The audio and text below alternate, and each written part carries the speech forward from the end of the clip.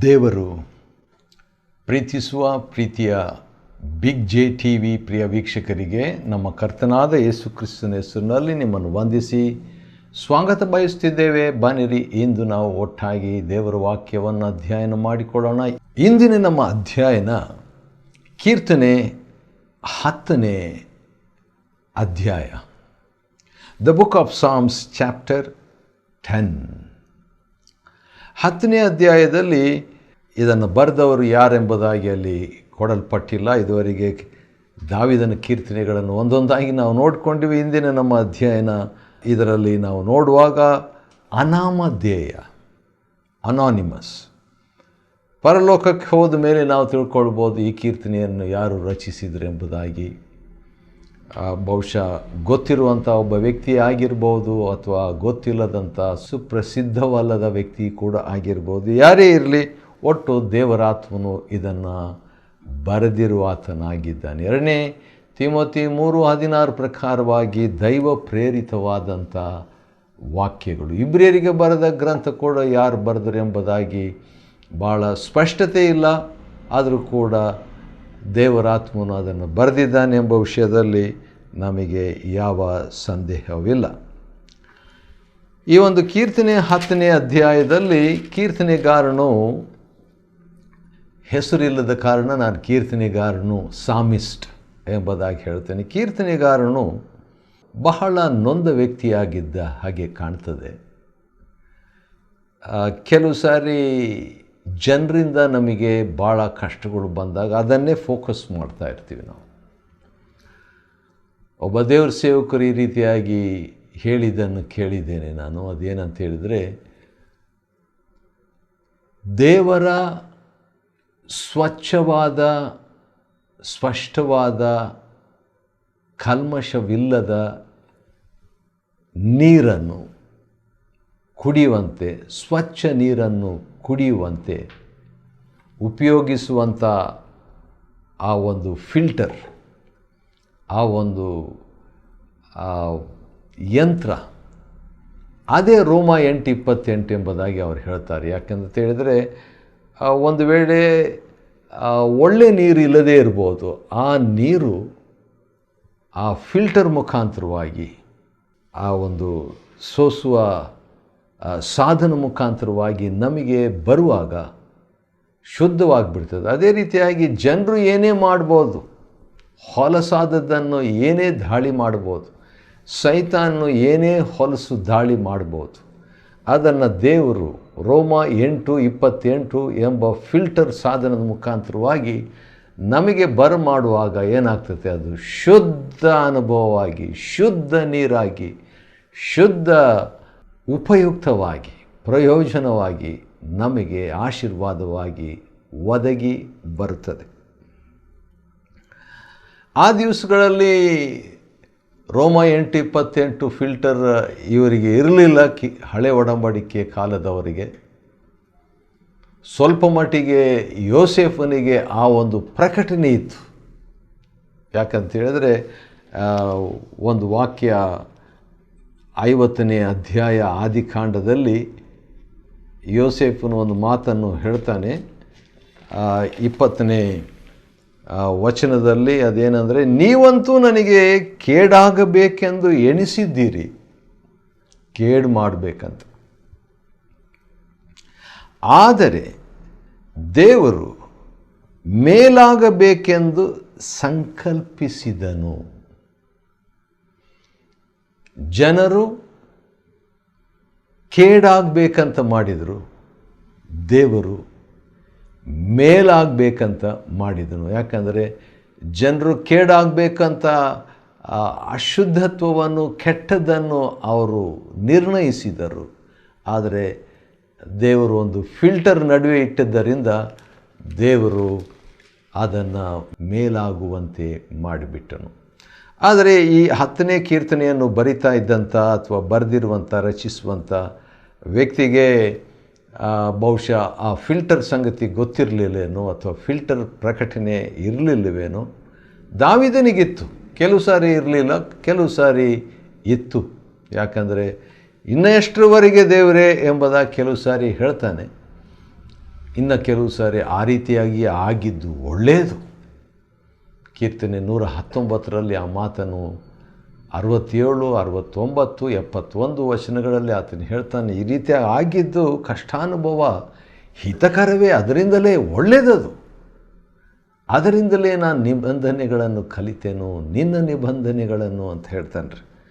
ಇಲ್ಲಿ ಅಂಥ ಭಾಗ್ಯ ಪ್ರಕಟಣೆ ಈ ವ್ಯಕ್ತಿಗಿರಲಿಲ್ಲ. ಆದ ಕಾರಣ ಆ ದುಷ್ಟರ ಬಗ್ಗೆ 22 ದುಷ್ಟರ 22 ಪಾಪಗಳ ಕುರಿತಾಗಿ ಈ 10ನೇ ಕೀರ್ತನೆಯಲ್ಲಿ ಕೀರ್ತನೆಗಾರನು ಹೇಳುವಾತನಾಗಿದ್ದಾನೆ. ಅದನ್ನೆಲ್ಲ ನಾವು ನೋಡುವಂಥದ್ದು ಅಗತ್ಯವಿಲ್ಲ. ಆದರೂ ಕೂಡ ಅಲ್ಲಲ್ಲಿ ನಾವು ಕೆಲವನ್ನು ನೋಡಿ ಅದರಿಂದ ನಾವು ಕಲಿಯುವಂಥ ಪಾಠ ಏನೆಂಬುದಾಗಿ ತಿಳಿಯೋಣ್ರಿ. ಯೆಹೋವನೇ, ನೀನು ಯಾಕೆ ದೂರವಾಗಿ ನಿಂತಿದ್ದಿ? ಈ ಕೀರ್ತನೆಗಾರನಿಗೆ ಅನಿಸಿತು, ದೇವರು ದೂರವಾಗಿ ನಿಂತ ಹಾಗೆ ಕಾಣ್ತದೆ. ಕಷ್ಟ ಕಾಲದಲ್ಲಿ ಯಾಕೆ ಮರೆಯಾಗುತ್ತಿ? ದೇವರು ಮರೆಯಾಗಲ್ಲ, ಆದರೆ ಮರೆಯಾಗಿದ್ದಾನೆ ಅಂತ ಅನಿಸಿದೆ. ಅದನ್ನೇ ಆತನು ಹೇಳ್ತಿದ್ದಾನೆ ಪ್ರಾರ್ಥನೆಯಲ್ಲಿ. ಒಳ್ಳೆಯದು, ನಿಮ್ಮ ಅನಿಸುವಿಕೆಯನ್ನು ಪ್ರಾರ್ಥನೆಯಲ್ಲಿ ಹೇಳ್ಬೋದು. ಆದರೆ ನೀವು ಹೇಳಿದಂಥ ಆ ವಿಷಯ ಸತ್ಯ ಎಂಬುದಾಗಿ ಖಚಿತವಲ್ಲ. ದೇವರು ದೂರವಾಗಿ ನಿಂತ ಹಾಗೆ ಕಾಣ್ಬೋದು, ಆದರೆ ನಿಂತಿಲ್ಲ. ದೇವರು ಆತನು ಸರ್ವವ್ಯಾಪಿ. ಕಷ್ಟಕಾಲದಲ್ಲಿ ಯಾಕೆ ಮರೆಯಾಗುತ್ತೆ? ಕಷ್ಟಕಾಲ ಬಂದ ತಕ್ಷಣ ದೇವರು ಮರೆಯಾಗೋದಿಲ್ಲ. ಆದರೆ ಇವನಿಗೆ, ಈ ಕೀರ್ತನೆಗಾರನಿಗೆ ಆ ರೀತಿಯಾಗಿ ಅನಿಸಿದ್ದನ್ನು ಹೇಳೋದ್ರಲ್ಲಿ ತಪ್ಪೇನಿಲ್ಲ. ದೇವರು ಅದನ್ನು ಬರೆದಿಟ್ಟಿದ್ದಾನೆ. ದುಷ್ಟರು ಗರ್ವಿಷ್ಠರಾಗಿ ದೀನರನ್ನು ಬಹಳವಾಗಿ ಹಿಂಸಿಸುತ್ತಾರೆ. ದೀನರಂದರೆ ತನ್ನನ್ನು ಅಂತ ಇಂಡೈರೆಕ್ಟಾಗಿ ದೇವ್ರ ಮುಂದೆ ಆತನು ಹೇಳ್ತಿದ್ದಾನೆ. ದುಷ್ಟನು 3ನೇ ವಚನ, ತನ್ನ ಮನೋರಥವು ನೆರವೇರಿತು ಎಂಬುದಾಗಿ ಕೊಚ್ಚಿಕೊಳ್ಳುತ್ತಾನೆ. ದುಷ್ಟತನಕ್ಕೂ ಕೊಚ್ಚಿಕೊಳ್ಳುವಿಕೆಗೂ ಹತ್ತಿರ ಸಂಬಂಧ. ದೀನತೆಗೂ ಪ್ರಶಂಸೆಗೆ ಅಥವಾ ಸ್ತೋತ್ರಕ್ಕೂ ಹತ್ತಿರ ಸಂಬಂಧ. ದೀನನು ದೇವರನ್ನು ಕೊಂಡಾಡುವನು, ಗರ್ವಿಷ್ಠನು ತನ್ನನ್ನೇ ಅವನು ಹೆಚ್ಚಿಸಿಕೊಳ್ಳುವವನಾಗಿದ್ದಾನೆ. ಆ ರೀತಿಯಾಗಿ ಹೆಚ್ಚಿಸಿಕೊಂಡು ದುಷ್ಟತನದಲ್ಲಿ ಬೀಳುವವನಾಗಿದ್ದಾನೆ. ಆದ ಕಾರಣ ಗರ್ವ, ಉಬ್ಬಿಕೊಳ್ಳುವುದರಿಂದಲೇ ಭಂಗ. ಆದ ಕಾರಣ ಎಚ್ಚರಿಕೆಯನ್ನು ನಾವು ವಹಿಸಬೇಕು. ಹೌದು, ಪರರ ಸೊತ್ತನ್ನು ಅಪಹರಿಸಿದವನು ಯೆಹೋವನನ್ನು ಅಲ್ಲಗಳೆದು ಬಿಟ್ಟು ಬಿಡುತ್ತಾನೆ. ದೇವರನ್ನು ಯಾವಾಗ ಬಿಡ್ತೀವಿ? ಪರರ ಸೊತ್ತನ್ನು ಅಪಹರಿಸುವಾಗ. ಆದರೆ ಎಂಥ ಆಶ್ಚರ್ಯ! ಅಪೊಸ್ತಲಕೃತ್ಯ 2ನೇ ಅಧ್ಯಾಯದಲ್ಲಿ ಎಲ್ಲರ ಸೊತ್ತನ್ನು ಹುದುವಾಗಿ ಇಟ್ಕೊಂಡು ಹಂಚಿಕೊಳ್ತಾ ಇದ್ದರು. ಅದನ್ನು ನೋಡೋಣ ಬನ್ನಿರಿ, ಎಲ್ಲಿದೆ ಅಂತ ಹೇಳ್ಬಿಟ್ಟು. ಯಾಕಂತ ಹೇಳಿದರೆ, ಏನಾದರೂ ಒಂದು ವಾಕ್ಯ ನೆನಪಿಗೆ ಬಂದರೆ ಅದನ್ನು ನೋಡಿಬಿಡೋದು ಒಳ್ಳೆಯದು. ಯಾಕಂತ ಹೇಳಿದರೆ ಅದು ಇಂಥ ಒಂದು ಸಂದರ್ಭದಲ್ಲಿ ಅದು ಅನ್ವಯವಾಗ್ತದೆ. ಅಷ್ಟೇ ಅಲ್ಲ, ಅದನ್ನು ನಾವು ವಾಕ್ಯಾನುಸಾರವಾಗಿ ನೋಡಿಕೊಳ್ಳುವಂಥದ್ದು ಒಳ್ಳೆಯದು. ನಂಬಿದವರೆಲ್ಲರೂ 44ನೇ ವಚನ, ಅಪೊಸ್ತಲಕೃತ್ಯ book of acts chapter 2 verse 44. ಅಪೊಸ್ತಲರ ಕೈಯಿಂದ ನಡೆದವ ನಂಬಿದವರೆಲ್ಲರೂ, ಅಂದರೆ ವಿಶ್ವಾಸಿಗಳು, ಹೊಸ ಒಡಂಬಡಿಕೆ ದೇವಜನರು, ಒಗ್ಗಟ್ಟಾಗಿದ್ದು ತಮ್ಮದೆಲ್ಲವನ್ನು ಹುದುವಾಗಿ ಅನುಭೋಗಿಸುತ್ತಾ ತಮ್ಮ ತಮ್ಮ ಚರಸ್ಥಿರ ಸೊತ್ತುಗಳನ್ನು ಮಾರಿ ಬಂದ ಹಣವನ್ನು ಎಲ್ಲರಿಗೂ ಅವರವರ ಅಗತ್ಯವಿದ್ದ ಹಾಗೆ ಹಂಚಿಕೊಡ್ತಾ ಇದ್ರಂತೆ. ಆ ರೀತಿಯಾಗಿ ಹಂಚಿಕೊಡ್ತಾ ಇದ್ದದರಿಂದ ಅವರಲ್ಲಿ ಏಕ ಮನಸ್ಸು ಬಂತು. ದೇವರು ಆಶೀರ್ವಾದ, ದೇವರ ಪ್ರಸನ್ನತೆ, ದೇವರ ಹೊಸ ಕಾರ್ಯ, ಹೊಸ ಸಭೆ, ದೇವರ ದೇಹ, ಕ್ರಿಸ್ತನ ದೇಹ ಈ ರೀತಿಯಾಗಿ ಆಯಿತು.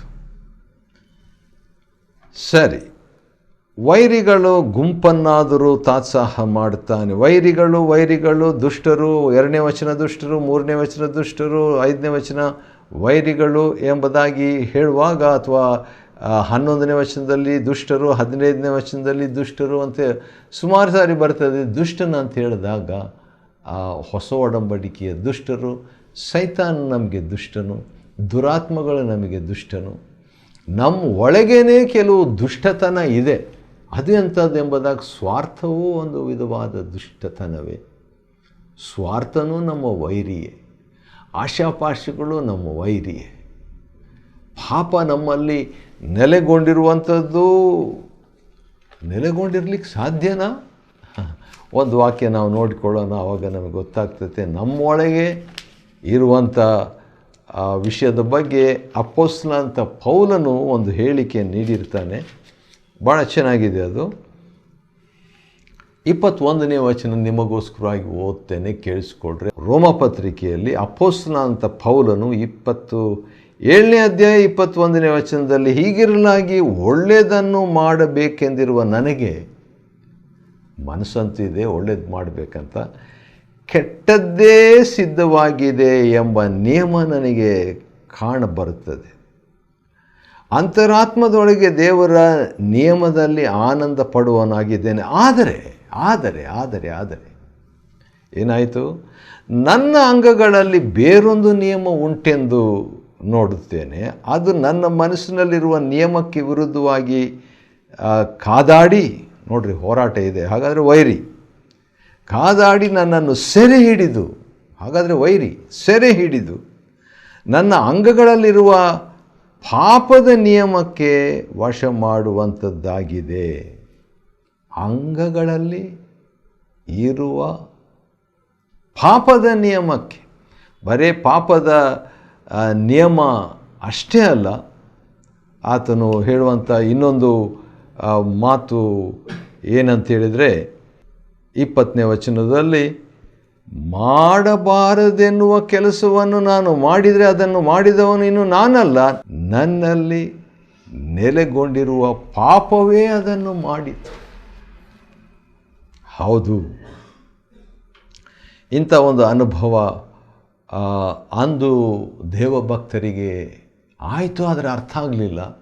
ಆದರೆ ಇಂದು ನಮಗಾದರೆ ನಾವು ಅದನ್ನು ಅರ್ಥ ಮಾಡ್ಕೋಬೇಕು. ರೋಮ 7ನೇ ಅಧ್ಯಾಯ 17ರಿಂದ 21 ಇರುವ ವಾಕ್ಯ ಭಾಗದಲ್ಲಿ ಈ ಥರ ಹೋರಾಟ. ನಮ್ಮ ಒಳಗೆ ದುಷ್ಟನು, ನಮ್ಮ ಒಳಗೆ ಪಾಪ, ನಮ್ಮ ಒಳಗೆ ವೈರಿ ಇರುವಂಥದ್ದನ್ನು ತಿಳ್ಕೊಳ್ಳತಕ್ಕದ್ದು. ಸರಿ, ಈ ರೀತಿಯಾಗಿ ಒಂದೊಂದಾಗಿ ದುಷ್ಟನ ವಿಷಯದಲ್ಲಿ ವಿವರಿಸ್ತಾ ಬಂದು ಒಳ್ಳೆಯ ಒಂದು ಪ್ರಾರ್ಥನೆ 11ರಿಂದ ಪ್ರಾರಂಭ ಮಾಡ್ತಾನೆ. ಅದು ಚೆನ್ನಾಗಿದೆ. ದುಷ್ಟನು ದೇವ್ರ ವಿಷಯದಲ್ಲಿ ದೇವರು ನೋಡೋದಿಲ್ಲ ಅಂತ ಆ ರೀತಿಯಾಗಿ ದೇವರು ಅಂತ ಹೇಳ್ತಾನೆ, ಅಂದುಕೊಳ್ತಾನೆ. ಆದರೆ ಕೀರ್ತನೆಗಾರನು 12ನೇ ವಚನದಲ್ಲಿ, ಯೆಹೋವನೇ ಏಳು, ದೇವರೇ ಕುಗ್ಗಿದವರನ್ನು ಮರೆಯಬೇಡ. ಮರೆಯಬೇಡ ಅಂತ ಹೇಳಬೇಕನ್ನಿಸ್ತು, ಹೇಳ್ಕೊಳ್ಳಿ. ಅವನನ್ನು ರಕ್ಷಿಸುವುದಕ್ಕೆ ಕೈ ಚಾಚು. ದುಷ್ಟನನ್ನು ಯಾಕೆ ಅಲಕ್ಷ್ಯ ಮಾಡಬೇಕು? ಈತನಿಗೆ ಭಾಳ ಟೆನ್ಷನ್ ಆಗ್ತಾ ಇದೆ ಕೀರ್ತನೆಗಾರನಿಗೆ, ದಾವಿದನಿಗೆ ಕೂಡ ಹಾಗೇನೆ. ಯಾಕಂದರೆ ದೇವರನ್ನು ಅಲಕ್ಷ್ಯ ಮಾಡುವಾಗ ಇವನಿಗೂ ಕೂಡ ಬೇಸರ ಆಗ್ತದೆ. ಆದರೆ ದಿಕ್ಕಿಲ್ಲದವನಿಗೆ ನೀನೇ ದಿಕ್ಕು ಎಂಬುದಾಗಿ 14ನೇ ವಚನದಲ್ಲಿ ಹೇಳಿಬಿಟ್ಟು 16ನೇ ವಚನ, ಯೆಹೋವನು ಯುಗಯುಗಾಂತರಗಳಲ್ಲಿಯೂ ಅರಸನಾಗಿರುವನು. ಯಾರದು? ಕರ್ತನಾದ ಯೇಸು ಕ್ರಿಸ್ತನ ಬಗ್ಗೆ ಅಲ್ಲಿ ಹೇಳಲಾಗಿದೆ. ಯಾಕಂದರೆ ಲೂಕ 1:33 ಯುಗಯುಗಾಂತರದಲ್ಲಿ ಯೇಸು ಕ್ರಿಸ್ತನು ಆಳಿಕೆ ಮಾಡ್ತಾನೆ ಎಂಬಂಥ ಮಾತು ಅಲ್ಲಿ ಹೇಳಲಾಗಿದೆ. ಯುಗಯುಗಾಂತರದಲ್ಲಿ ಆತನು ಅರಸನಾಗಿರುವನಂತೆ. ಪ್ರಕಟಣೆ 11:15 ಕೂಡ ಏನಂತಿದೆ ಅದು ನೋಡಿಬಿಡೋದು ಒಳ್ಳೆಯದೇನು. ಪ್ರಕಟಣೆ 11 ಮತ್ತು 15 ಯುಗಯುಗಾಂತರದಲ್ಲಿಯೂ ಅರಸನಾಗಿ ಆಳುವಾತನು ಎಂಬುದಾಗಿ ಕೀರ್ತನೆಗಾರನು ಹೇಳಿದಂಥ ಮಾತು ಇಲ್ಲಿಗೆ ಅನ್ವಯ ಆಗ್ತದೆ. ಅದು ಎಷ್ಟು ಸ್ಪಷ್ಟವಾಗಿದೆ. 11:15 ಏನಂತಿದೆ? ಪರಲೋಕದಲ್ಲಿ ಮಹಾಶಬ್ದಗಳುಂಟಾಗಿ, ಏನಂತ ಉಂಟಾಯಿತು? ಲೋಕದ ರಾಜ್ಯಾಧಿಕಾರವು ನಮ್ಮ ಕರ್ತನಿಗೂ ಆತನು ಅಭಿಷೇಕಿಸಿದವನಿಗೂ ಉಂಟಾಯಿತು. ನಮ್ಮ ಕರ್ತನಿಗೆ ಅಂದರೆ ತಂದೆ ದೇವರಿಗೂ ಆತನ ಅಭಿಷಕ್ತನಿಗೂ ಉಂಟಾಯಿತು ರಾಜ್ಯಾಧಿಕಾರವು. ಆತನ ಅಭಿಷಕ್ತನು ಯೇಸು ಕರ್ತನು, ಆತನಿಗೆ ಉಂಟಾಯಿತು. ಹೌದು, ಯೆಹೋವನೇ 17ನೇ ವಚನ 10ನೇ ಅಧ್ಯಾಯ 17, ನೀನು ದೀನರ ಕೋರಿಕೆಯನ್ನು ನೆರವೇರಿಸುವವನೇ ಆಗೀತಿ. ಹೌದು, ಆಶ್ಚರ್ಯ. ದೇವರು ದೀನರಿಗೆ ಕೃಪೆಯನ್ನು ಕೊಡ್ತಾನೆ, ಮರ್ತು ಹೋಗೋದಿಲ್ಲ. ಗರ್ವಿಷ್ಠನಾಗಿ ಆ ಪರಿಸಾಯನು ಅನೇಕ ಮಾತುಗಳನ್ನು ಹೇಳಿದಾಗ ದೇವ್ರ ಪ್ರಾರ್ಥನೆ ಕೇಳಲಿಲ್ಲ. ಆದರೆ ಆ ಪಾಪಿಯಾದ ಸುಂಕದವನು ತಗ್ಗಿಸಿಕೊಂಡಾಗ ಅವನಿಗೆ ದೇವರೇ ಪಾಪಿಯಾದ ನನ್ನನ್ನು ಕರುಣಿಸು ಅಂತ ಹೇಳಿದಾಗ ಅವನ ಕೋರಿಕೆ ನೆರವೇರಿತು. ನೀತಿವಂತನಾಗಿ ಮನೆಗೆ ಹೋದನು. ಅವರ ಹೃದಯವನ್ನು ಧೈರ್ಯಪಡಿಸ್ತಿ, ಅವರ ಮೊರೆಗೆ ಕಿವಿಗೊಡುತ್ತಿ, ನೀನು ದಿಕ್ಕಿಲ್ಲದವರ ಮತ್ತು ಕುಗ್ಗಿದವರ ನ್ಯಾಯವನ್ನು ವಿಚಾರಿಸುತ್ತಿ ಎಂಬುದಾಗಿ ಆ ದೇವರ ಮುಂದೆ ಪ್ರಾರ್ಥಿಸ್ತಾನೆ. ಹೀಗಿರುವಲ್ಲಿ ಇನ್ನು ಮುಂದೆ ಮಣ್ಣಿನಿಂದಾದ ಮನುಷ್ಯರಿಂದ ಅವರಿಗೆ ಹೆದರಿಕೆ ಉಂಟಾಗುವುದಿಲ್ಲ ಎಂಬುದಾಗಿ ಕೀರ್ತನೆಗಾರನು ತನ್ನ ಕೀರ್ತನೆಯನ್ನು, ತನ್ನ ಪ್ರಾರ್ಥನೆಯನ್ನು ಮುಗಿಸುವಾತನಾಗಿದ್ದಾನೆ. ಹೌದು, ಆಶ್ಚರ್ಯ. ನಾವು ಕೂಡ ದೀನರಾಗಿದ್ದಲ್ಲಿ ದೇವರು ದೀನರಿಗೆ ಧಾರಾಳವಾದ ಕೃಪೆಯನ್ನು ಅನುಗ್ರಹಿಸುತ್ತಾನೆ.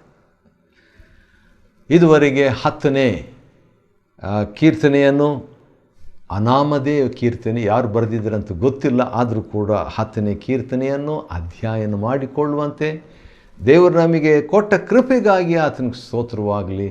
ದೇವರು ನಿಮ್ಮನ್ನು ಆಶೀರ್ವದಿಸಲಿ.